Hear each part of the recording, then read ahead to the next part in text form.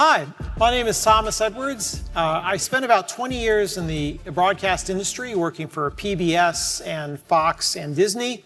About 3 years ago, I got a chance to come to Amazon Web Services, where I help our media and entertainment customers solve their business problems on the cloud. And while I worry a lot about what our customers are doing today, I sometimes get the opportunity to think about what they might be doing in the future. And that's why I'm here to give a very forward-looking presentation. Quantum computers are computers which compute using quantum mechanical properties. They have the potential to run algorithms that are exponentially faster than classical computer algorithms.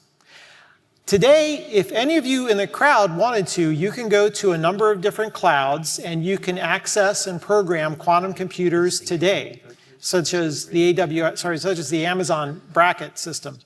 But the quantum computers we have today are a bit limited in terms of the number of qubits and the noise capabilities. So we're not really able to solve, I'm going to call, significant practical problems today, but we'll look into the future and see what might be possible. So people ask me, what is quantum? At the very smallest scales of size and energy, things in the world are quantized into discrete basis states. In other words, a small number of countable possibilities. They're described by what's known as a wave function. We often use the Greek letter to indicate what the wave function is, psi. And the wave functions can represent a superposition of different possible basis states. And that's the first superpower of quantum, is superposition. When you go to measure this quantum system, it will collapse into a single basis state. And the basis states can actually be entangled such that when you measure one of the basis states, it will influence the way that you measure another basis state. And that's called entanglement, and that's the second superpower of quantum computers. The probability of measuring any of these basis states is the wave function absolute value squared. So in the classical world, you've got bits, and bits are either 0 or bits are 1. In a quantum computer, quantum bits known as qubits, their wave function is a linear superposition of, we're going to call it ket 1 or ket 0. And that's just a short term we use in the quantum world to indicate the possible basis states. So not only can it be a real linear combination, such as this vector pointing up towards the 1 or down towards the 0, it can also be a complex linear combination, so that is actually a sphere, the unit sphere, and the vector can even go around kind of the equator using complex numbers as well. This ket that we talk about is really just a shortcut for vectors. And the good news is, if you've ever had linear algebra, all of quantum computing is really just linear algebra. So it's technically very easy to understand, although it's a real pain if you want to try to write it out on a slide. So we'll use this shortened notation called kets. When you measure a wave function, it collapses. So we've got our qubit. It's a linear a combination of ket 1 and ket 0. When we measure it, it'll fall down to an actual 1 or an actual 0, with the probability given by the linear combination. Again, absolute value squared is the probability. So let's talk about an actual quantum circuit and what it looks like. And this quantum circuit will combine superposition and entanglement. So we've got a number of quantum gates. The first one we'll talk about is called the Hadamard gate. And the Hadamard gate, for a simplified explanation, again, it's all actually matrices and vectors, but to make it simple, if it has a ket 0 coming into it, it'll output a superposition of ket 0 and ket 1, again, normalized by the square root of 2, because you square it and then you'll have half a chance of it being 0 and half of a chance of it being 1. The controlled NOT gate is a 2-qubit gate. It has a control qubit and it has a target qubit. Again, simplified way it works is if the control qubit is a ket 1, it'll flip the target qubit from ket 0 to ket 1 or ket 1 to ket 0. That entangles the control bit and the target bit. So if the control bit's ket 0, nothing happens. So this is what an actual quantum circuit looks like. This is called generating a Bell state. It starts from the left and goes to the right. The left side is the beginning, and the right side moves through time. So we'll start on the left side with these 2 qubits. They're starting out with ket 0, as is the way they start off. It goes into a Hadamard gate with the top qubit. And as we know, the output of the Hadamard gate, if you send in a ket 0, it'll come out with a superposition of ket 0 and ket 1, an equal chance of it being measured as a 0 or a 1. This is where it gets a little funky. In the world line, where the Hadamard output is ket 0, the control qubit won't do anything, right? Because again, if the control qubit has control of ket 0, it does nothing. Thus, the output will be the output of the Hadamard, the ket 0, and the control bit, the target bit is not flipped. It's also ket 0. You will measure 0, 0 in that world line. Other world line, the Hadamard flips it to a ket 1. The control bit being ket 1 makes the target bit flip from ket 0 to ket 1. You will measure 1, 1. Thus, the wave function is a combination of measuring 0, 0 or measuring 1, 1. Again, square root of 2 is the way to make the probabilities add up to 1. So you might measure 0, 0. You might measure 1, 1.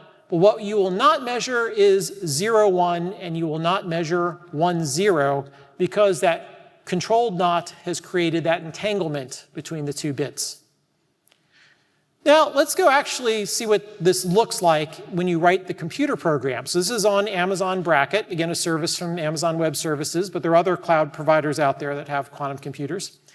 To create that Bell circuit, you have a circuit element. You say, I'm going to add a Hadamard to the first qubit, H0.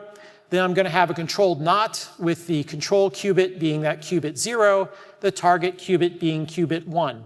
So it's actually not that complex to program. We'll choose a quantum computer to run it on, and here we'll run it on the Aria 1 from IonQ. And then at the very bottom, you're running the task on that device, and we're going to say run for 1,000 shots. So because quantum computing is really about probabilities, you run the circuit over and over and over and over again, generating the different measurements, and then at the end, you get the probability distribution of the different measurements which you have done. So we're going to actually run this on IonQ Aria 1 quantum computer. And these are the results we get out after running 1,000 shots. And by the way, the IonQ Aria 1 has 25 algorithmic qubits, so you kind of understand how big it is. We're only using 2, right? We're not really using it to its full capacity. It has electromagnetically trapped ytterbium ions. After 1,000 shots, almost all the time we're measuring 0, 0, about 500, almost 500 times, and almost 500 times we're measuring 1, 1. Sometimes we're measuring 1, 0 and 0, 1. You're going to tell me, Thomas, wait, you told me you couldn't measure 0, 1 or 1, 0. And that's because we live in the world of noisy, intermediate scale quantum computers, okay? They're intermediate scale that they got a good number of qubits now, like 25 or so, 30, 40 in some cases. But they are pretty noisy, and each time you run the gates, there's decoherence and there's noise, so you do get some of these outliers, right? But most of the time it was 0, 0 and 1, 1, right? That's where we are today. Now let's talk about how you're going to actually process your video with this. This is an image representation. It is the easiest one to understand. I'm not going to say it's the optimal one, but at least I can get it done in 10 minutes. The Novel Enhanced Quantum Representation, or NEQR. So we're going to use those 2 superpowers of quantum computing, superposition and entanglement. We will have some qubits for the y and x coordinates. In this case, just 1 qubit for x and 1 qubit for y. And then we're going to have qubits for the color information. And this is a 2-bit grayscale, so we're going to have 2 qubits for the color information. You create a superposition of all of the y and x coordinates in the y and x qubits, and then you entangle the color information into the y and x coordinates. And at the end of the day, we're hoping to end up with a wave function that looks like this, where you've got each of the y and x coordinates entangled with the color, which is at each of the pixels in the image. So what does the circuit look like to do this? It's a lot like that Bell state circuit, but it's a little more complicated. Here we've got Hadamard gates, which are creating a superposition of all the possible y and x coordinates, all 4 of them. Then you've got the color qubits, and what we're going to do is we're going to entangle the different y and x coordinates with the color information on each pixel. So for instance, the first pixel is easy. Pixel 00 is color 00. So really, since the color qubits begin as ket 0, we don't have to do anything. Then for the next pixel, we're going to use this multi-control gate. It's a little bit more complex than the controlled NOT gate. If the qubit is 1 where it's black and it's 0 where it's open, then it flips the qubit below in the target. So we'll do this for each of the pixels, again generating this wave function. And then we'll go ahead and measure the wave function. And by the way, that control qubit is a little bit more complex than what the ARIA1 can do, so we have to compile it into the native gates. And actually, it ends up being about 42 time steps as we move from left to right through the actual program which we're going to run on the quantum computer. So looking for that, we go to measure it, and yes, indeed, most of the time we're measuring those 4 pixels with the different XY coordinates and the color coordinates which are entangled with, the color values which are entangled with each of the coordinates. So there's theoretical support for a whole bunch of different quantum image processing algorithms: motion detection, edge detection, quantum discrete cosine transform, if you want to use that for image compression, quantum accelerated fractal image compression, image up and down scaling, and image forensic watermarking. And there's a good deal of research out there. You can go read the papers and understand all these different quantum algorithms which are possible for image and video processing. So I realize we're at the very beginning of this quantum computer world. And I think back to the 1980s, late 1980s, early 1990s of neural networks. And I actually was programming on this connection machine too when I was working at the Naval Research Lab as a summer student. Back then, the coolest thing you could train a neural network to do is if you gave it an X and Y coordinate, you could train it to figure out which of those 2 spirals the XY coordinate was going to be on, the white one or the black one. And that was super cool in the late 1980s.